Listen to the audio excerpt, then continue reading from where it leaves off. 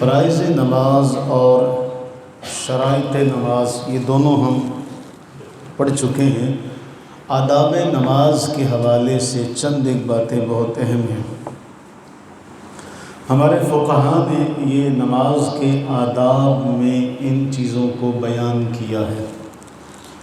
اس میں سب سے پہلا معاملہ یہ ہے کہ جب ہم نماز کے لیے تکبیر تحریمہ کہتے وقت اپنے ہاتھوں کو اٹھائیں گے تو پہلا آداب میں سے پہلا ادب کہ ہاتھوں کی انگلیوں کو اپنے حال پر چھوڑ دیا جائے گا۔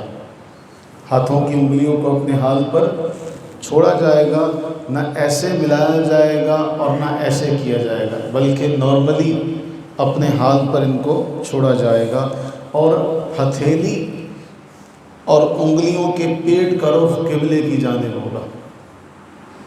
ہتھیلی کا اور انگلیوں کے پیٹ کا رخ کہاں ہوگا؟ ایسے نہیں ہوگا کہ ایسے کوئی بندہ کرتا ہے تو یہ طریقہ درست نہیں ہے۔ یہ طریقہ ہے کہ یہاں ہتھیلیوں کا جو رخ ہے وہ کس طرح ہے؟ اچھا، ایسے ہی سجدے میں ہوگا۔ سجدہ بھی اسی طرح ہوگا کہ دونوں ہاتھوں کے درمیان میں اپنا چہرہ رکھا جائے گا۔ اب نہ ایسے کیا جائے گا، ایسے طریقہ بھی درست۔ اگر ایسے کوئی شخص کر رہا ہے تو اس کی ہتھیلی کا رخ کہاں ہے؟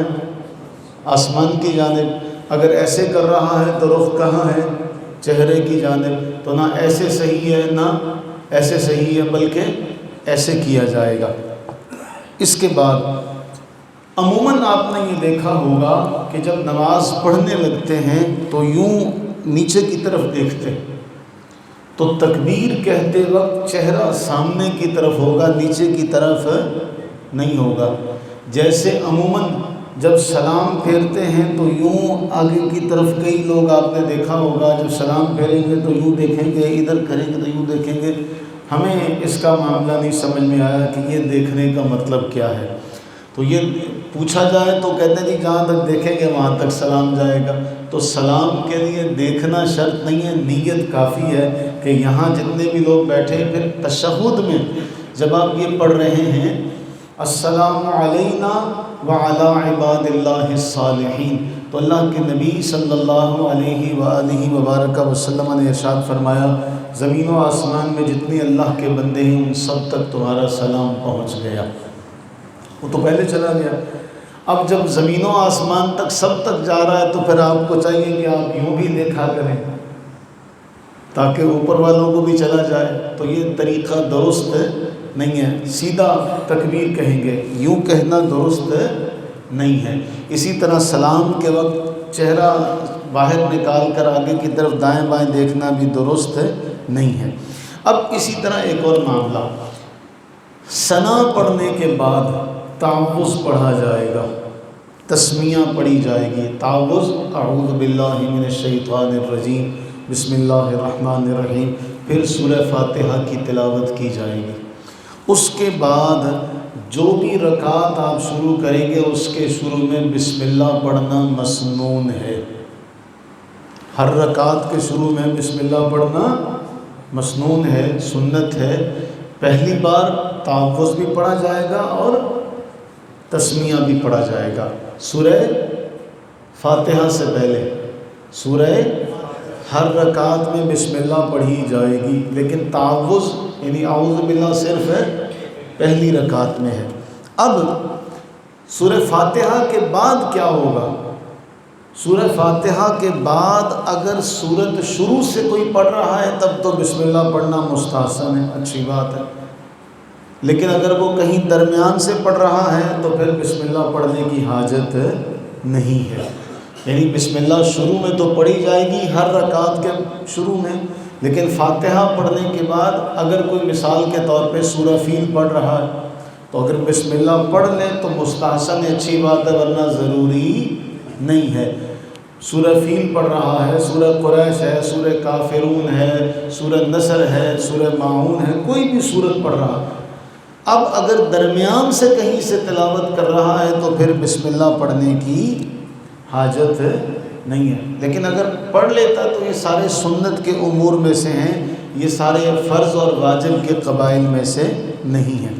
اب آ جاتا ہے ہاتھ باندھنے کا مسئلہ، تو اس کے لیے فقہا نے جو لکھا ہے وہ یہی ہے کہ یوں ہتھیلی کو، یہ جو گٹ ہے اس کو پکڑا جائے گا اپنے انگوٹھے سے اور آخری چھوٹی انگلی سے، اور درمیان کی 3 انگلیاں یہاں پر ایسے اس کو رکھا جائے گا۔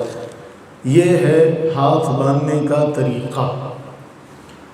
انگوٹھے سے پکڑے گا اور چیچی سے پکڑے گا، یوں نہیں کرے گا، یوں نہیں کرے گا، بلکہ اس طریقے سے ہوگا۔ یہ 3 انگلیاں اس کی سامنے آئیں گی، ان 2 سے پکڑے گا، انگوٹھے سے پکڑے گا اور آخری چھوٹی انگلی سے پکڑے گا۔ جب رکوع میں جائے گا تو بعض لوگ یوں صرف رکوع پر ہلکا سا نا گھٹنے میں ہاتھ رکھتے ہیں، اس طرح نہیں، انگلیاں خوب کھلی رکھی جائیں گی، انگلیاں کھلی رکھی جائیں گی اور گھٹنوں کو ہاتھوں سے پکڑا جائے گا، اور جتنا یعنی سیدھا پکڑ کے بینڈ کیا جائے گا، یعنی بالکل گھٹنے سیدھے ہوں گے، اسٹریٹ ہوں گے، اور ان کو مضبوطی سے پکڑے گا۔ بعض صرف ایسے ہاتھ رکھ لیتے ہیں، یہ طریقہ درست، اسی طرح بعض ایسے کر لیتے ہیں، یہ بھی درست طریقہ کیا ہے؟ ایسے گھٹنے کو انگلیاں کھول کر پکڑا جائے گا۔ اگر کوئی ایسے پکڑتا ہے تو بھی درست نہیں ہے، اگر ایسے کرتا ہے تو بھی درست نہیں ہے۔ یہ اسی طرح جو ٹانگیں ہوں گی بالکل سیدھی ہوں گی، بعض نے گھٹنے بھی بینڈ کیے ہوتے ہیں، اوپر ہاتھ بھی رکھے ہوتے ہیں۔ 2 غلطیاں، پہلی غلطی ہاتھوں کی کہ پکڑا ہوا نہیں ہے، دوسری غلطی کہ ٹانگیں اپنی بینڈ کی ہوئی ہیں، یہ بھی درست نہیں ہے۔ اس حوالے سے اگلا معاملہ کہ رکوع کے اندر اپنی کمر بالکل بچھا کر رکھی جائے گی، بالکل برابر ہوگی۔ فقہا نے یہ لکھا کہ اگر اس پر پانی کا پیالہ رکھ دیا جائے تو وہ ٹھہر جائے، یعنی اس طرح کمر سیدھی ہوگی کہ اس کے اوپر پانی کا پیالہ رکھنا یوں نہیں ہوگا کہ اونٹ کی کوہان ہے، ایسے بھی درست، اور ایسے بالکل جھکائی ہوئی ہو تب بھی درست نہیں ہے۔ یہ نماز کے آداب میں سے ہیں۔ پھر ایک اور معاملہ بہت اہم ہے کہ کیا ہمارے ہاں یہ سمجھا جاتا جی عام جو لوگ ہیں نا جن کا نماز سے کوئی واسطہ تعلق نہیں ہے، جو اپنے آپ کو بڑا معرفت کا سمندر کہتے ہیں، وہ عام طور پہ نا نمازیوں کو روک کے اس طرح کے الٹے سیدھے سوال کرتے ہیں کہ امام کی نیت بتاؤ، امام کی نیت کیا ہوگی؟ تو امام کی کوئی نیت نہیں ہے کہ وہ مقتدیوں کی نیت کرے گا، اس لیے کہ امام کو تو یہ نہیں پتہ کہ مقتدی میرے پیچھے زیادہ بھی ہو سکتے ہیں، کم بھی ہو سکتے ہیں۔ اس کی نیت میں اس طرح کا کوئی جملہ نہیں ہے، اس کی نیت میں اس طرح کا، بس وہ یہ نیت کہ یہ اس ارادے سے ہوتا ہے کہ میں نماز پڑھانے لگا ہوں، اب اس کے پیچھے 2 افراد بھی ہو سکتے ہیں، 100 افراد بھی ہو سکتے ہیں۔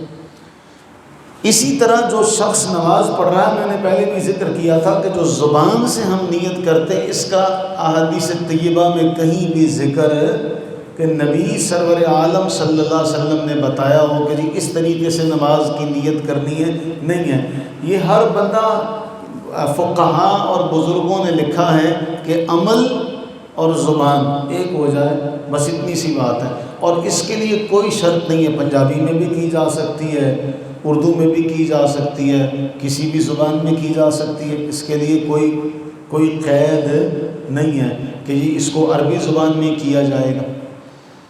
اور یہ زبان سے نیت کرنا احادیث طیبہ میں موجود بھی نہیں ہے۔ تو جب زبان میں نیت کرنے کا ذکر نہیں، پھر امام کیسے نیت کرے گا؟ یا اللہ میں جو میرے پیچھے کھڑے ہیں، جو میرے پیچھے آئیں گے، میں ان سب کی اقتدا کی نیت کرتا ہوں، اس طرح کا کوئی معاملہ نہیں ہے اس حوالے سے۔ پھر ایک اور بات اس حوالے سے کہ جو مقتدی ہے، اقامت جو کہے گا، اس کے لیے کیا حکم ہے؟ کسی بھی فقہ کی کتب میں کوئی جگہ کا تعین نہیں ہے، امام بھی اقامت کہہ سکتا ہے، امام بھی اقامت، بلکہ فقہا نے لکھا ہے بہتر یہ کہ امام ہی اقامت کہے، امام اقامت کہہ سکتا ہے۔ اگر امام نہ کہے تو اس کے بعد جو مؤذن ہے وہ اقامت کہہ سکتا ہے، اور اس کے لیے دائیں یا بائیں کی کوئی بھی ہمیں فقہ کی کتابوں میں کوئی بھی قید ہمیں نہیں ملتی۔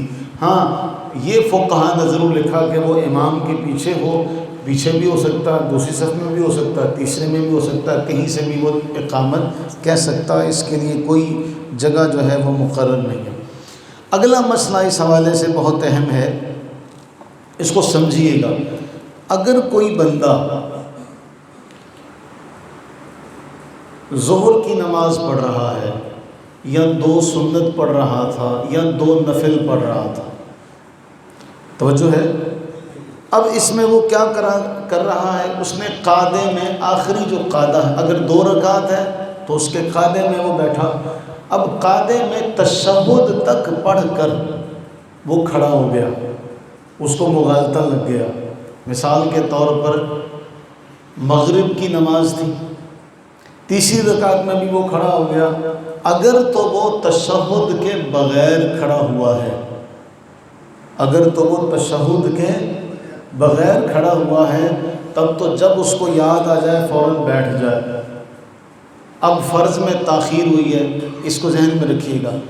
اب اگر اس نے اگلی رکعت بھی پڑھ لی تو یہ 4 کی 4 جو ہیں یہ نفل شمار ہوں گی، اس کو فرض دوبارہ پڑھنے ہوں گے۔ اگر وہ ڈائریکٹ کھڑا ہوا ہے تو چونکہ 3 تو نہیں نا فرض ہو، 3 تو نفل نہیں ہوتے، تو یہ 4 کی 4 کیا ہو جائیں گی، نفل ہو جائیں گی، اس کو فرض دوبارہ پڑھنے پڑیں گے۔ اگر وہ تیسری رکعت کے تشہد میں تشہد کی مقدار پڑھ کر کھڑا ہوا تھا، اس نے 1 رکعت ملا لی، 1 رکعت، تو فقہا فرماتے ہیں اب 1 نہ پڑھے بلکہ 2 پڑھ لے، 1 نہ پڑھے بلکہ 2 پڑھ لے۔ اب تیسری کے بعد وہ تشہد میں بیٹھا تھا، تیسری کے بعد وہ تشہد میں بیٹھ چکا تھا، لہٰذا یہ 3 اس کے فرض ہو جائیں گے اور جو 2 اس نے پڑھی ہیں وہ نفل ہو جائیں گے۔ لیکن اگر تشہد میں نہیں بیٹھا تھا، ویسے ہی کھڑا ہوا ہے، تو پھر یہ ساری کی ساری نفل ہو جائیں گے۔ فقہا نے جو جملہ لکھا ہے اس کو سنیے گا۔ صاحب بہار شریعت فرماتے ہیں اگر بقدر تشہد قعدہ اخیرہ کر چکا تھا پھر کھڑا ہوا، تو جب تک اس رکعت کا سجدہ نہ کیا ہو لوٹ آئے، کھڑا ہو چکا تھا، اسے یاد آیا کہ بھئی میں تو بیٹھنا تھا، سلام پھیرنا تھا، وہ بیٹھے اور سجدہ سہو کرے۔ اب اگر اس نے وہ سجدہ کر لیا، 4 رکعت ہو گئی، اب اس کے ساتھ ایک اور رکعت ملا لے کہ یہ 2 نفل ہو جائیں گے اور جو پہلے پڑھے تھے وہ کیا ہو جائیں گے، فرض ہو جائیں گے، اور سجدہ سہو کرے گا۔ سجدہ سہو جیسے مثال کے طور پہ کسی شخص نے ظہر کی نماز پڑھتے ہوئے تشہد میں نہیں بیٹھا، 4تھی رکعت کے تشہد میں نہیں بیٹھا بلکہ 5ویں کے لیے کھڑا ہو گیا، اب اس نے قعدہ اخیرہ نہیں کیا تھا، قعدہ اخیرہ اس نے نہیں کیا، تو فرماتے ہیں اس کے فرض باطل ہو گئے، اب یہ سارے کے سارے نفل ہو جائیں گے۔ وہ 6ٹھی رکعت بھی ساتھ ملا لے تاکہ 6 ہو جائیں، کیونکہ 5 نہیں ہوتے۔ لیکن اگر تشہد میں بیٹھ کر کھڑا ہوا تھا تو پھر ایک اور ساتھ ملا لے تو وہ 2 جو ہوں گے وہ نفل ہو جائیں گے اور یہ کیا ہو جائیں گے، یہ فرض ہو جائیں گے۔ اللہ سے دعا کریں کہ اللہ تعالیٰ اپنی رحمت کا صدقہ ہمیں ان چیزوں کو یاد رکھنے کی توفیق عطا فرمائے۔ یہ تو ہوا ایک فقہا کا مسئلہ۔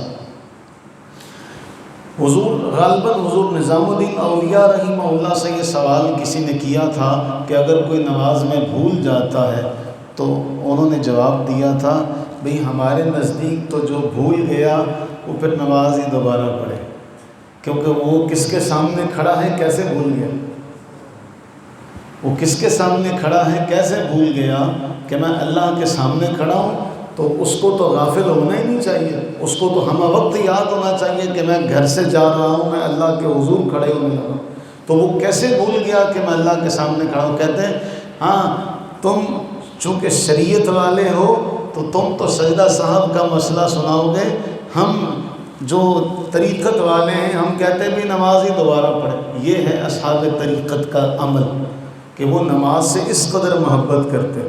تو یہ کوئی طریقت نہیں ہے کہ جی بندہ کہے جی نماز تو ہے ہی نہیں، نماز کا تو معاملہ ہی نہیں ہے۔ اللہ سے دعا کریں کہ اللہ تعالی ہمیں ایسی جاہلانہ باتوں سے اللہ تعالی ہماری حفاظت فرمائے، اللہ تعالی ہمیں ہماری نسلوں کو نماز قائم کرنے والا، اس کی پابندی کرنے والا بننا نصیب فرمائے، آمین ثم آمین۔